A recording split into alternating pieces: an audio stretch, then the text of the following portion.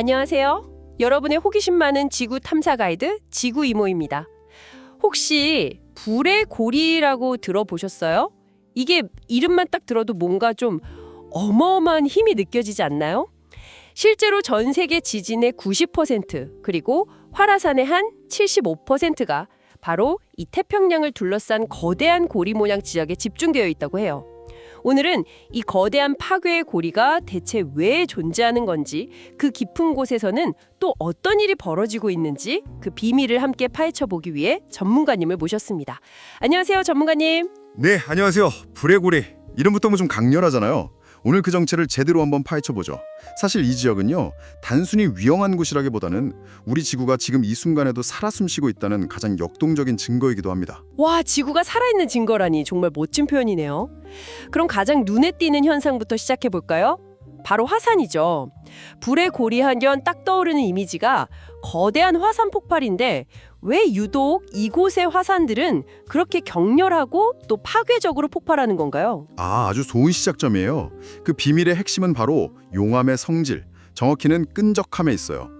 불의 고리에 있는 화산들은 대부분 후지산이나 센텔렌스산처럼 높고 뾰족한 원뿔 모양을 한 성층 화산인데요. 아, 맞아요. 하와이에 있는 그런 완만하게 퍼진 화산들이랑은 모양부터가 다르네요. 바로 그거예요. 그런 뾰족한 모양이 만들어지는 이유가 용암이 물처럼 줄줄 흐리질 않고 거의 땅콩버터처럼 아주 끈적하고 걸쭉하기 때문입니다. 용암이 멀리 퍼지지 못하고 분화구 근처에 계속 쌓이니까 가파른 경사를 만드는 거죠. 땅콩버터 같은 용암이라니 상상만 해도 뭔가 답답한 느낌이 드는데요. 그런데 그 끈적한 성질이 왜 폭발을 더 강력하게 만드는 거죠? 바로 그 답답함이 폭발의 원인이에요. 혹시 한든 탄산음료 병을 생각하시면 아주 쉬워요. 묽은 액체 속에서는 가스방울이 쉽게 위로 올라와서 빠져나가지만 끈적한 용암 속에서는 가스가 빠져나가지 못하고 그대로 갇히게 됩니다. 마그마가 상승하면서 압력이 낮아지면 이 가스들이 점점 팽창하는데 탈출구는 없죠. 아, 압력소처럼 내부 압력이 계속해서 쌓여가는 거군요. 맞습니다. 그러다가 암석의 힘이 버틸 수 있는 한계를 넘어서는 순간 마치 샴페인 코르크가 펑 하고 터져나가듯 어마어마한 폭발을 일으키는 거죠. 이 끈적함의 주범은 규소, 즉 실리카라는 성분인데 불의 고리 용암에는 이 규소 함량이 매우 높거든요. 규소요? 네, 규소가 많을수록 용암은 더 끈적해지고 폭발력은 더 커집니다. 그렇군요. 그럼 그 폭발 이후에는 어떤 일이 벌어지나요? 단순히 용암만 흘러나오는 게 아닐 것 같은데요? 진짜 무서운 건 사실 그 다음이에요. 이 폭발로 인해서 암석 파편이랑 화산재, 뜨거운 가스가 뒤섞인 구름이 만들어지는데 이게 중력 때문에 산비탈을 따라 눈사태처럼 쏟아져 내려와요. 눈사태처럼요? 네, 이걸 화쇄류라고 부르는데 속도는 시속 160km를 훌쩍 넘고요. 온도는 섭씨 700도에 달합니다. 시속 160km에 700도요? 그건 뭐 피할 수가 없겠네요. 고대 로마의 폼페이를 파괴한 것도 바로 이 화쇄류였다고 들었어요. 정확해요. 화쇄류는 경로에 있는 모든 것을 그냥 태우고 파괴하는 화산 폭발에서 가장 치명적인 현상입니다. 이 모든 게 바로 용암의 그 끈적감 때문에 시작되는 거죠. 알겠습니다. 끈적한 용암이 가스를 가둬서 강력한 폭발을 일으킨다. 그런데 여기서 또 다른 질문이 생겨요. 애초에 그런 폭발적인 마그마는 왜, 어떻게 만들어지는 걸까요? 그 근원 자체가 궁금해지네요. 정말 중요한 질문입니다. 그 해답을 찾기 위해 과학자들이 화산암 조각을 분석했는데 거기서 아주 놀라운 사실을 발견했어요. 핵심 열쇠는 바로 물이었습니다. 잠깐만요. 물이라고요? 불을 만드는 게 물이라니. 그건 좀 이상하게 들리는데요. 보통 물은 불을 끄잖아요. 그렇죠. 정말 역설적이죠. 그런데 이게 화학의 문제예요. 땅속 깊은 곳은 온도가 매우 높지만 압력도 엄청나서 암석이 겨우 고체 상태를 유지하고 있거든요. 그런데 여기에 물이 스며들면 마치 소금이 얼음에 어는 점을 낮추는 것처럼 암석의 녹는 점을 뚝 떨어뜨립니다. 아, 더 낮은 온도에서도 녹을 수 있게 만드는 촉매제 같은 역할을 하는 거군요. 맞아요. 물이 일종의 융제 역할을 해서 원래라면 녹지 않았을 암석을 녹여 마그마를 만들어내는 겁니다. 과학자들이 화산하면서 각섬석이라는 광물을 발견했는데 이 광물은 물이 있는 환경에서만 만들어지거든요. 아하, 이게 바로 땅속 깊은 곳에 물이 존재한다는 명백한 증거, 일종의 젖은 지문인 셈이죠. 정말 흥미로운데요. 그럼 또 다른 질문이 꼬리를 무네요. 그 깊은 땅 속에 있는 물은 대체 다 어디서 온 거죠? 지하수라고 하기엔 너무 깊은 곳 아닌가요? 맞습니다. 그 물의 출처를 추적하는 과정은 정말 한편의 과학 탐정 드라마 같았어요.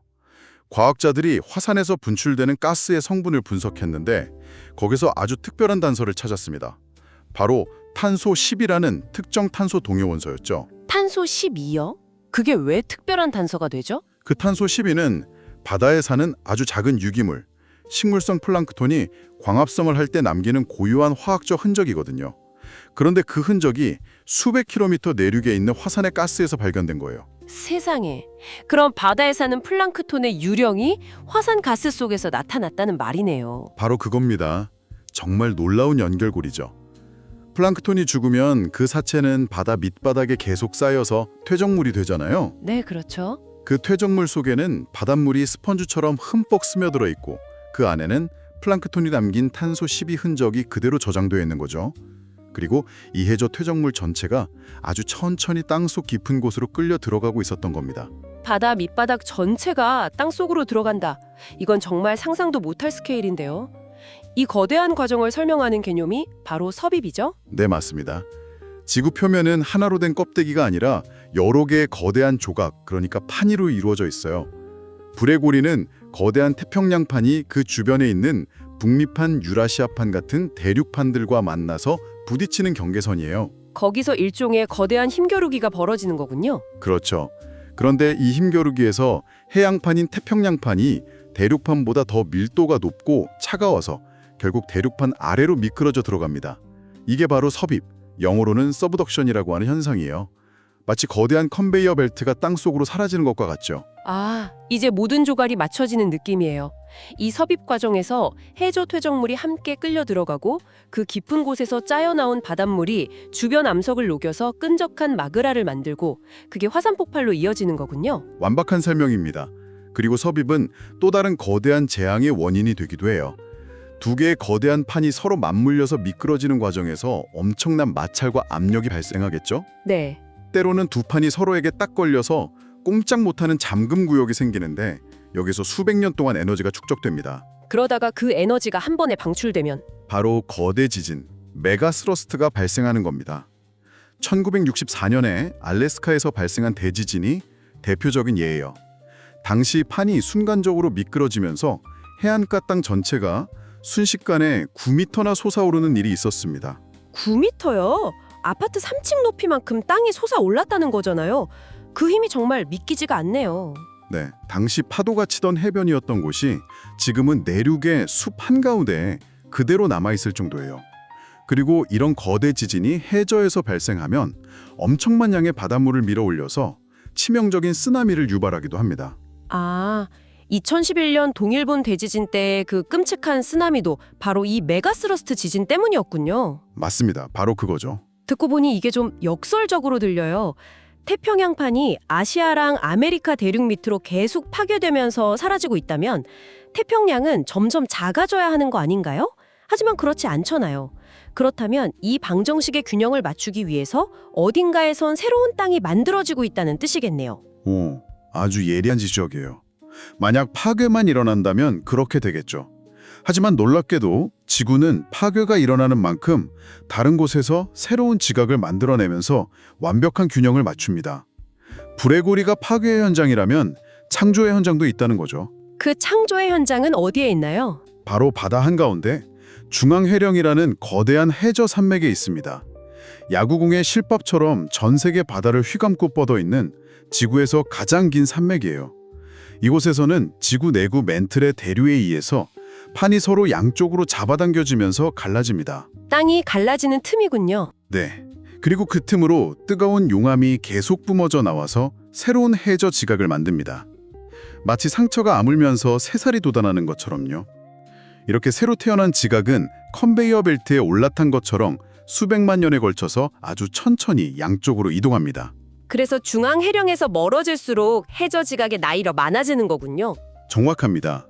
해령 근처는 갓 태어난 아기 지각이고 불의 고리 같은 섭입대로 갈수록 수억 년 된 늙은 지각이 되는 거죠. 그리고 마침내 섭입대에 도달한 늙고 차가워진 지각은 멘틀 속으로 다시 가라앉아 소멸합니다. 즉, 중앙해령에서 태어나고 섭입대에서 소멸하는 거대한 창조와 파괴의 순환이 계속되는 겁니다. 와, 불의 고리가 단순히 지진과 화산이 잦은 위험한 곳이 아니라 지구 전체가 살아 움직이는 거대한 순환 시스템의 마지막 단계였군요. 정말 장대한 이야기네요. 오늘 내용을 마지막으로 한번 정리해 주실 수 있을까요? 네. 불의 고리의 강력한 힘은 지구 내부의 뜨거운 멘틀이 대류하면서 거대한 지각판을 움직이는 데서 시작됩니다.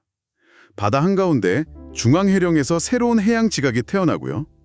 이 지각은 수백만 년에 걸쳐 이동하다가 대륙판과 만나 그 아래로 섭입합니다. 이 과정에서 해저 퇴적골에 갇혀있던 바닷물이 짜여나와 폭발적인 화산을 일으키고 두 판의 마찰은 거대한 지진과 쓰나미를 만들죠. 결국 불의 고리는 해령에서의 창조로 시작된 장대한 여정의 파괴적인 종착역인 셈입니다. 수백만 년 동안 계속되면서 세계 지도를 조금씩 바꿔나갈 거라고 하네요. 우리가 발딛고 있는 이 단단한 땅이 사실은 거대한 액체 위를 떠다니는 조각배 같은 거고, 지금 이 순간에도 아주 조금씩 움직이고 있다는 사실을 생각하면 세상이 좀 다르게 보이는 것 같아요. 우리가 느끼지 못할 뿐 지구는 단 한순간도 멈춰 있지 않은 거죠. 오늘 정말 유익하고 흥미로운 설명 감사했습니다. 감사합니다. 지구 이모는 다음 시간에도 더 재미있는 지구 이야기로 돌아오겠습니다. 다음 시간에 뵙겠습니다.